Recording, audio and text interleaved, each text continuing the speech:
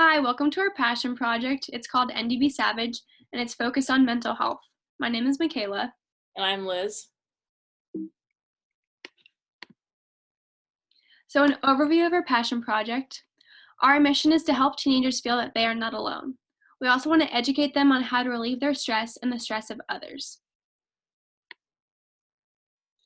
For my core hours, I was a leader in training at Mount Cross for 12 days, where I entertained the kids, planned and organized games, and helped the council with keeping track of them as well. I also helped teach kids about their faith in Jesus Christ and helping the world and others. I want to continue helping to develop youth in a positive way so that they may live productive, fulfilling lives. For my core hours, I worked as a volunteer swim coach with children from lower income areas. I helped teach them that the fundamentals of swimming, technique, and water safety. I'm a competitive swimmer and I have been swimming competitively for the past 12 years. Water safety is a very important issue to me, and I was fortunate enough that my parents could send me to have some lessons and to join a club swim team, but I know that many families can't afford that, so um, I use this opportunity as a way to give back. And as a volunteer coach, I helped children become water safe, how to learn proper technique, and how to have fun in the water just like I do. And in relating this back to our passion project, I learned that I really like working with kids and other teens around our age, which is partly why we focus our passion project on teenagers. So our passion project relates to hallmark number 3. We educate for and act on behalf of justice and peace in the world. Part of our passion project mission is to educate about mental health and help people realize that it is very common and that they are not alone. Additionally, we are working to promote peace and positivity through our social media platform. In promoting justice, we are also working to destigmatize mental illness and help people realize how common it is. Now we're going to jump into the design thinking part of our passion project. For empathy, we empathize with teenagers struggling with stress and anxieties, with the stress and anxieties their surrounding culture causes them. We want to help relieve them of their anxiety and educate them about mental health. So, some statistics surrounding mental health. About 1 in 5 US adults experience mental health illness each year, and about 1 in 6 youth in the United States also experience mental health each year. And the youth category consists of kids from around age 6 to age 17. Suicide is the 10th leading cause of death in the United States, and it is the second leading cause of death among people around ages 10 to 34 in the United States. And our demographic that we're focusing on is teens, and they do fall into this category. About 46% of people who die by suicide have a diagnosed mental health condition, and about 90% have shown symptoms of a mental health condition. So, relaying this back to the statistics for the defined phase, mental health is stigmatized and people do not realize how common it is. The Bay Area offers great resources and is highly diverse, but it has also cultivated an extremely competitive environment that can be unhealthy. Teenagers have busy lives and sometimes do not know how to deal with their feelings and anxieties. Sometimes the outlets they choose are unhealthy or unsafe. So our passion project had 3 main components involved in it. Our first one was to create a mailbox system that we put in the counseling center where students can anonymously exchange worries. And this was based on our idea that sometimes knowing that you are heard and that someone else knows that you're struggling can relieve the anxiety people carry with them. The second part of our passion project was to educate the public about mental health and how to better manage stress via a YouTube video.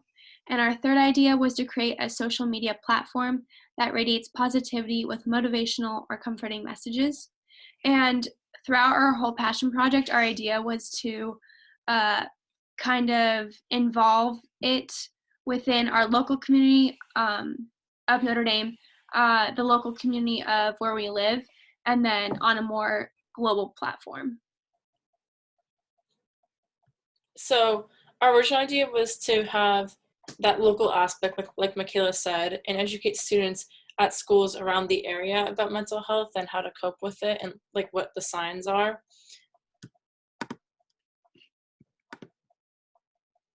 But this didn't work out, so we tried emailing schools to reach out to because we wanted to come and give a presentation to the middle schoolers about mental health and how to recognize and help people struggling from it.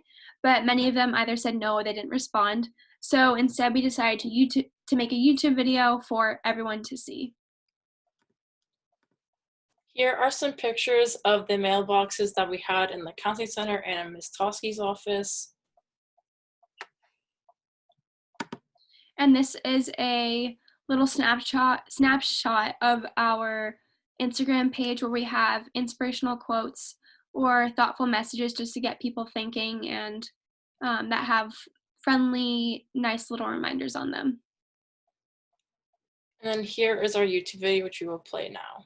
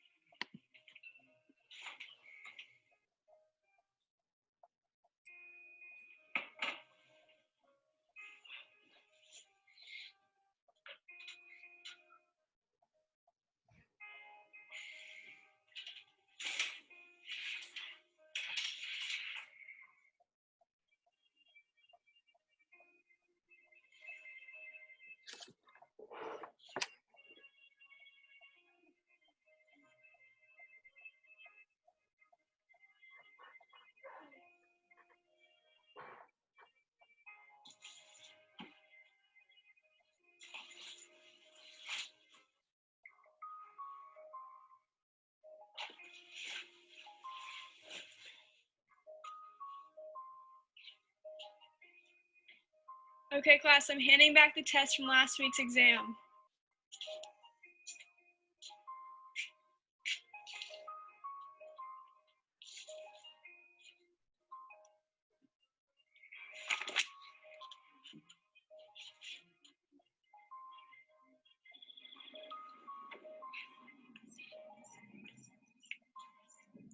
Why are you home? I thought you had a track meet. Cut from the team.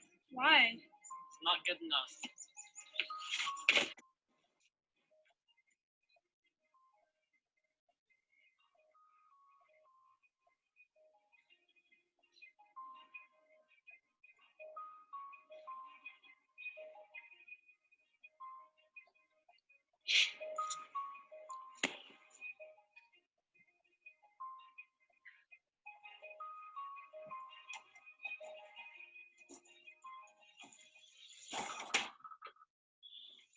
Why don't you even bother?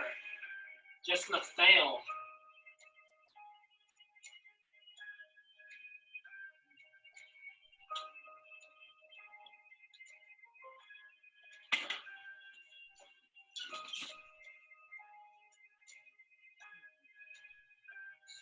Really down lately. Kinda useless, depressed. Not good. Thinking about talking to a psychologist. All of those are perfectly valid feelings. I want you to know that you are not alone and that you don't need to feel pressured to stop feeling this way. Take all the time you need. Let's work on helping you change how you talk to yourself because there are so many positive things about you, I promise. Positive self-talk is so powerful. It'll help you cope with the stress, working through challenges, becoming motivated again, and generally feeling better. First, I want you to pay attention to your inner dialogue and write down everything you tell yourself. Well, not everything, just mostly the negative ones. Then I want you to think about if you would be comfortable saying these things to a loved one and analyze any common trends, like if you're labeling yourself harshly or inaccurately making conclusions. Now it'll be time to take a step back and try to reword some of your thoughts. For example, instead of saying, I failed and embarrassed myself, you could say, I am proud of myself for at least giving it a try. That took a lot of courage, and next time I'll do it in a better manner. Or instead of saying, I'm going to disappoint everyone if I change my mind, you could say, the power to change my mind is with me alone.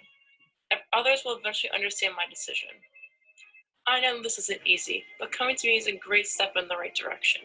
And remember, we're all here for you. So if you ever need anything, you can always talk to your parents, your friends, your peers, or of course, me. You're doing great, Jack. Keep up the good work. Thanks, Dr. Pura. I'll try and use those tips you gave me in my everyday life. Thank you.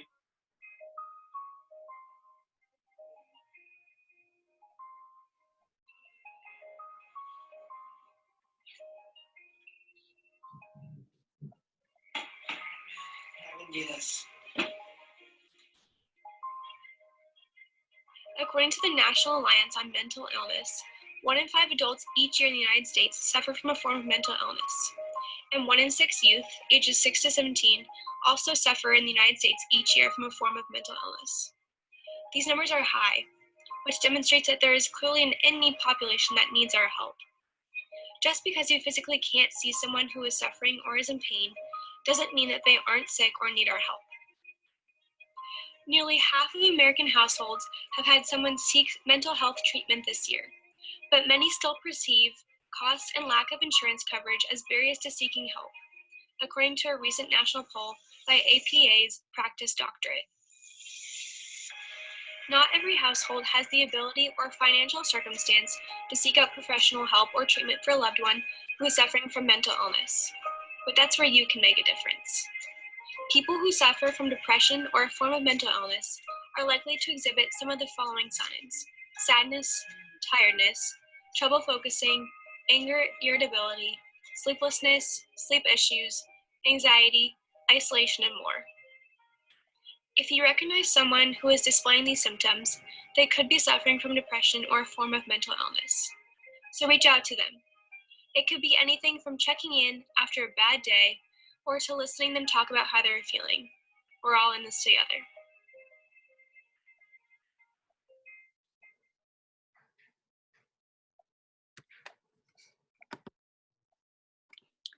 Our adult mentor for our passion project was Mr. Ritalis, who is also the Director of Communications and Marketing here at Notre Dame. And we decided to work with him because a lot of our passion project did involve using technology and marketing ourselves and what we're trying to accomplish here. So he was able to really give us a lot of good feedback on how to best put ourselves out there and how to best communicate with people more our age. So here is the general overview of how we created this project. In November, we created our Instagram account, and in December and January, we were making the Instagram posts. In February, we asked Ms. Tosky and the counselors for approval and to set up our mailbox. And then in March, we filmed and posted our YouTube video. So as our call to action to invite everyone else, in the words of our beloved Mr. Tomczak, take care of yourselves and take care of each other, because mental illness is not something that can be taken on by oneself. It's something that we all have to work on together to help each other. Here's where we're excited. Thank you for watching. Any questions?